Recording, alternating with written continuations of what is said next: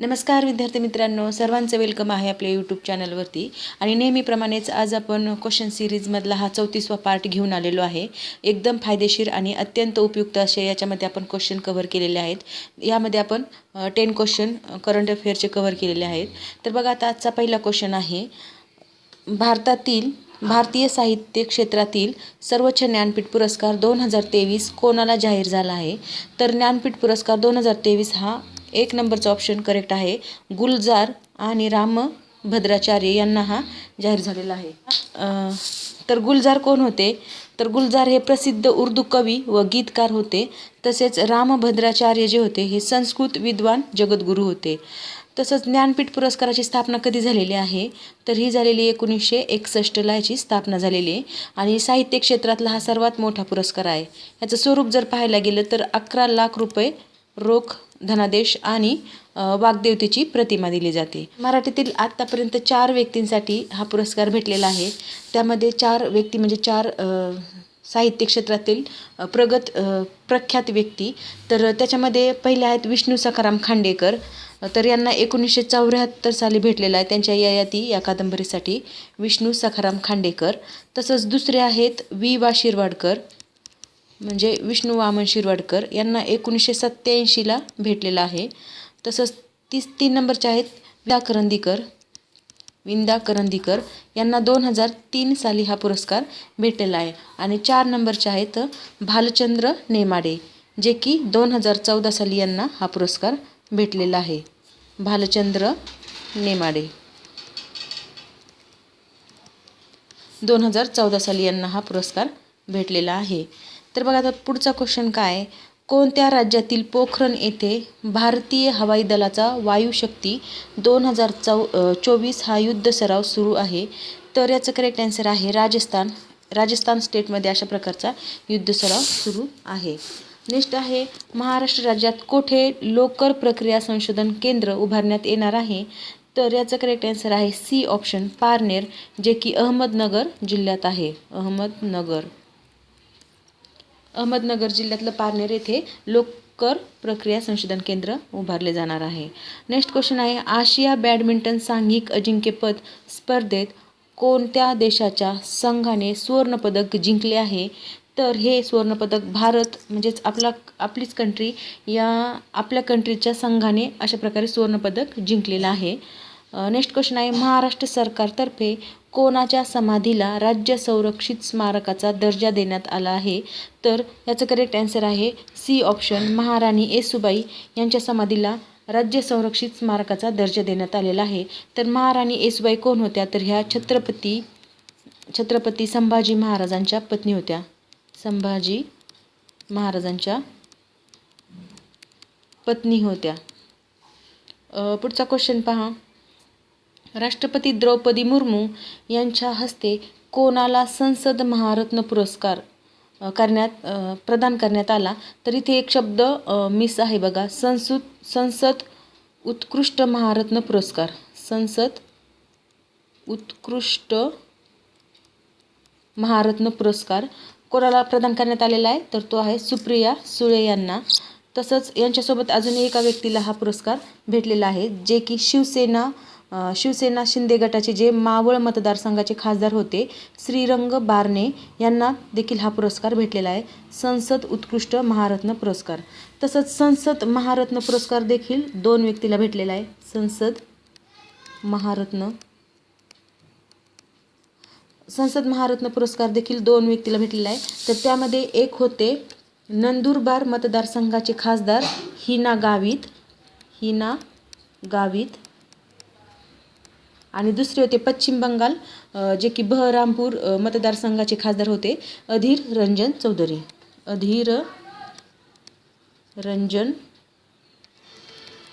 चौधरी. हे अशा प्रकारे 2 व्यक्तीला संसद महारत्न भेटलेला आहे आणि 2 व्यक्तीला संसद उत्कृष्ट महारत्न पुरस्कार भेटलेला आहे. तर संसद उत्कृष्ट महारत्न पुरस्कारमध्ये आपले महाराष्ट्रातल्या सुप्रिया सुळे आणि दुसरे म्हणजे शिवसेना शिंदे गटाचे श्रीराम बारणे, हे 2 लक्षात ठेवा. नेक्स्ट क्वेश्चन पहा, इकॉनॉमिस्ट इंटेलिजन्स युनिटने जाहीर केलेल्या लोकशाही निर्देशांकात भारत 167 देशांच्या यादीत कितव्या क्रमांकावर आहे? तर अशा प्रकारच्या यादीत भारत 41व्या क्रमांकावर आहे, म्हणजेच डी ऑप्शन आपलं करेक्ट आहे. 8 नंबरचा क्वेश्चन पाहू. केंद्रीय निवडणूक आयोगाने राष्ट्रवादी काँग्रेस शरदचंद्र पवार पक्षाला कोणते चिन्ह बहाल करण्यात आले? तर राष्ट्रीय काँग्रेसचे शरदचंद्र पवारचा जो गट आहे त्याला तुतारी हे राष्ट्रीय चिन्ह बहाल केलेलं आहे. तर राष्ट्रीय काँग्रेसची स्थापना कधी झालेली आहे? तसं 10 जून 1999ला झाली होती. हिची डेट लक्षात ठेवा, तुम्हाला ह्याच्यावर क्वेश्चन येऊ शकतो. राष्ट्रीय काँग्रेसची स्थापना 10 जून 1999ला झालेली आहे. तसंच पुढचा क्वेश्चन काय? जगात सर्वाधिक सोन्याचा साठा कोणत्या देशात आहे? तर जगात सर्वाधिक सोन्याचा साठा हा अमेरिकेत आहे, USA, म्हणजे सी ऑप्शन आपलं करेक्ट आहे. नेक्स्ट क्वेश्चन पहा. केंद्रीय मंत्रिमंडळाने नुकतेच कोणत्या क्षेत्रावर 100% FDI म्हणजेच फॉरेन डायरेक्ट इन्व्हेस्टमेंटला मंजुरी दिली आहे? तर अशा प्रकारची मंजुरी अवकाश जे क्षेत्र आहे त्याला दिलेली आहे, म्हणजेच डी ऑप्शन आपलं करेक्ट आहे. आता नेक्स्ट क्वेश्चन पाहू. मनोहर जोशी यांचे नुकतेच निधन झाले आहे. ते कोणत्या काळात महाराष्ट्र राज्याचे मुख्यमंत्री होते? तर मनोहर जोशी हे 1995 ते 1999च्या काळात महाराष्ट्राचे मुख्यमंत्री होते. तसंच मनोहर जोशी हे शिवसेनेचे नेते होते. आणि त्याचप्रमाणे 2002 ते 2004 या कालखंडामध्ये 2002 ते 2004 या कालखंडामध्ये लोकसभेचे अध्यक्ष पण राहिलेले आहेत. ते लोकसभेचे अध्यक्ष देखील राहिलेले आहेत. बघा नेक्स्ट क्वेश्चन आहे. भौतिक शास्त्रात नोबेल पारितोषिक मिळवणारे एकमेव भारतीय कोण? तर ह्याचं करेक्ट आन्सर आहे बी ऑप्शन. Doctor C.V. रमन हे एकमेव भौतिकशास्त्रात नोबेल पारितोषिक मिळवणारे व्यक्तिमत्व आहे. तर यांना पुरस्कार 1930 साली रमन इफेक्ट म्हणजेच प्रकाशाचे विकिरण यासाठी भेटलेला होता. तसंच यांनी जो शोध लावलेला आहे 28 फेब्रुवारीला हा शोध लागला होता. त्यामुळे 28 फेब्रुवारी हा दिवस आता राष्ट्रीय विज्ञान दिन म्हणून पाळला जातो. बघा 28 फेब्रुवारी हा दिवस राष्ट्रीय विज्ञान दिन म्हणून पाळला जातो.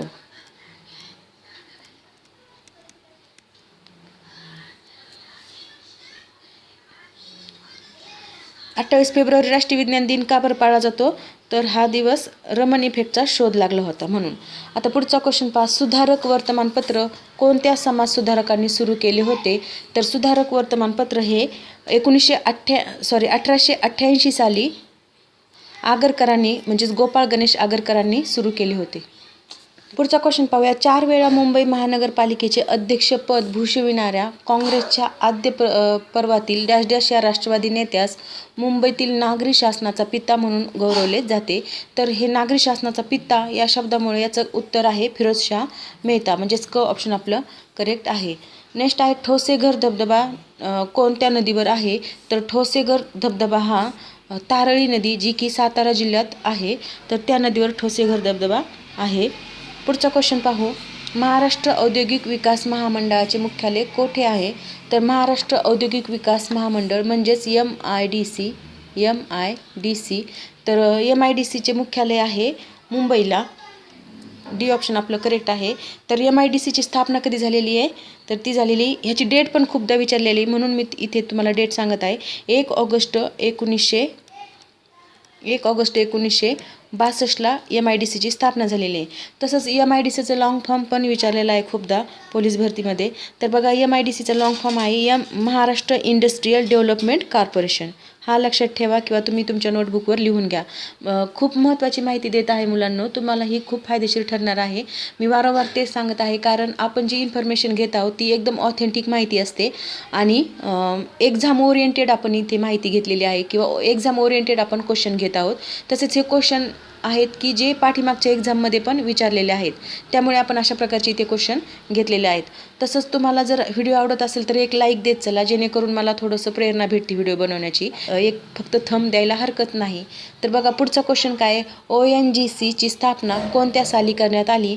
तर ONGCची स्थापना 14 ऑगस्ट 1956 साली करण्यात आलेली आहे.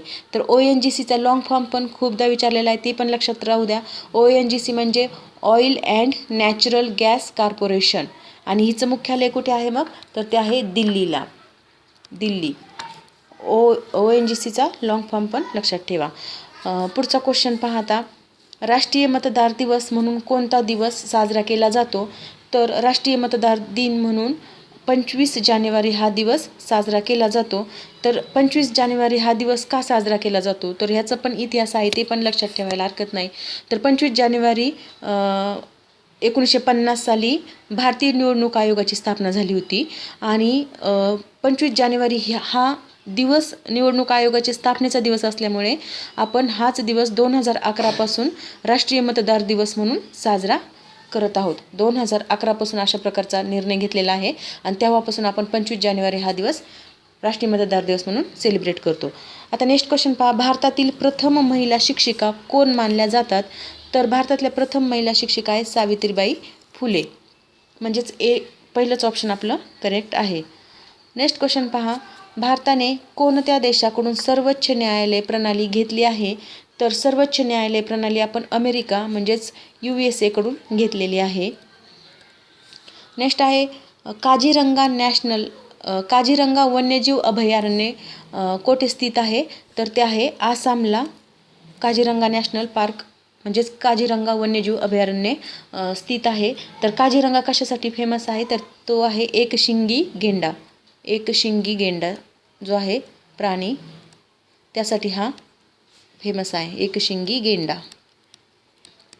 नेक्स्ट क्वेश्चन आहे बघा आता, उत्तर गोलार्धातील वर्षातील सर्वात लहान दिवस कोणता? तर उत्तर गोलार्धातील वर्षातील सर्वात लहान दिवस आहे 22 डिसेंबर. नेक्स्ट आहे, कोणत्या नाटकाच्या प्रयोगाने मराठी रंगभूमीची मुहूर्तमेढ रोवली गेली? तर त्याचं करेक्ट आन्सर आहे 1 नंबरचा ऑप्शन, सीता स्वयंवर या नाटकाने मराठी रंगभूमीची मुहूर्तमेढ रोवली गेलेली आहे. पुढचा क्वेश्चन पहा, बालरंगभूमीची चळवळ कोणी सुरू केली? तर याचं करेक्ट आन्सर आहे 4 नंबरचा ऑप्शन, सुधा करमरकर यांनी ही चळवळ सुरू केलेली आहे. पुढचा क्वेश्चन आहे, ब्रिटिश सरकारने कीचक वध या मराठी नाटकास प्रतिबंध घातला होता. या नाटकात कीचक कोणाचे प्रतिनिधित्व करत होता? तर कीचक हा लॉर्ड कर्झनचे प्रतिनिधित्व करत होता. म्हणजे लॉर्ड कर्झनचं जे पात्र आहे किंवा लॉर्ड कर्झन जी व्यक्ती आहे त्याच्यावर आधारित हे कीचक वधाचं पात्र होतं. पुढचा क्वेश्चन पाहूया, महाराष्ट्रात शिल्पकलेची सुरुवात केव्हापासून झाली? तर महाराष्ट्रात शिल्पकलेची सुरुवात झालेली आहे सातवाहन कालखंडापासून, म्हणजेच पहिलंच ऑप्शन आपलं करेक्ट आहे. नेक्स्ट आहे, शिवाजी महाराजांनी कोणत्या किल्ल्याला विशाळगड हे नाव दिले? तर विशाळगड हे नाव जे दिलेलं आहे ते खेळणा किल्ला, जो की 28 नोव्हेंबर 1659 साली हा किल्ला जिंकून घेतला होता महाराजांनी. छत्रपती शिवाजी महाराजांनी पन्हाळा किल्ला जिंकला होता, त्यासोबतच खेळणा किल्लाही जिंकला होता आणि मग त्यानंतर खेळणा किल्ल्याचं नाव विशाळगड अशा प्रकारे नामांकन केलं गेलं. नेक्स्ट क्वेश्चन आहे, खालीलपैकी कोणत्या पर्वतरांगा जगातील एक प्रमुख जैवविविधतेचे संवेदनशील क्षेत्र आहे? तर जैवविविधतेचे संवेदनशील क्षेत्र असलेलं पश्चिम घाट म्हणजेच पहिलंच ऑप्शन आपलं करेक्ट आहे. म्हणजे पश्चिम घाट म्हणजे सह्याद्री पर्वत जो आहे किंवा सह्याद्री पर्वत जो की महाराष्ट्रात आहे, तसंच खाली कन्याकुमारीपर्यंत जो पश्चिम घाट आहे तर त्याला जैवविविधतेने संवेदनशील क्षेत्र असं घोषित केलेलं आहे. त्यालाच आपण वेस्टर्न घाट देखील म्हणतो. नेक्स्ट क्वेश्चन आहे, डॅश डॅश प्रजातींची संख्या जगात सर्वात जास्त आहे? तर कोणत्या प्रजातीची संख्या जगात सर्वात जास्त आहे? तर त्याचं करेक्ट आन्सर आहे 2 नंबरचं ऑप्शन, कीटकांची संख्या जगात सर्वाधिक आहे. नेक्स्ट क्वेश्चन आहे, भारतातील सर्वात पहिले राष्ट्रीय उद्यान डॅश डॅश हे होय? तर भारतातील सर्वात पहिले राष्ट्रीय उद्यान आहे जिम कॉर्बेट राष्ट्रीय उद्यान. तर ते कुठे आहे? नैनिताल म्हणजेच नैनिताल जिल्ह्यात उत्तराखंड राज्यात आहे. उत्तराखंड राज्यातलं नैनिताल जिल्हा जो आहे नैनिताल येथे जिम कॉर्बेट नॅशनल पार्क आहे आणि याची स्थापना ब्रिटिश राजवटीत 1936 साली याची स्थापना झाली होती, जे की पहिलं आहे आणि हे वाघासाठी प्रसिद्ध आहे, वाघासाठी. तर बघा आता आपण इथे अशा प्रकारे 30 क्वेश्चन पाहिलेले आहेत. हा व्हिडिओ कसा वाटला ते नक्की कमेंट बॉक्समध्ये कळवा आणि व्हिडिओला जास्तीत जास्त लाईक करत जा. तसंच तुमच्या फ्रेंडला पण तुम्ही शेअर करू शकता नाही करत जा, जेणेकरून त्यांनाही फायदा होईल. तर अशाच प्रकारचे व्हिडिओ पाहण्यासाठी आपल्या चॅनलला लाईक, शेअर आणि सबस्क्राईब करा. Thank you very much.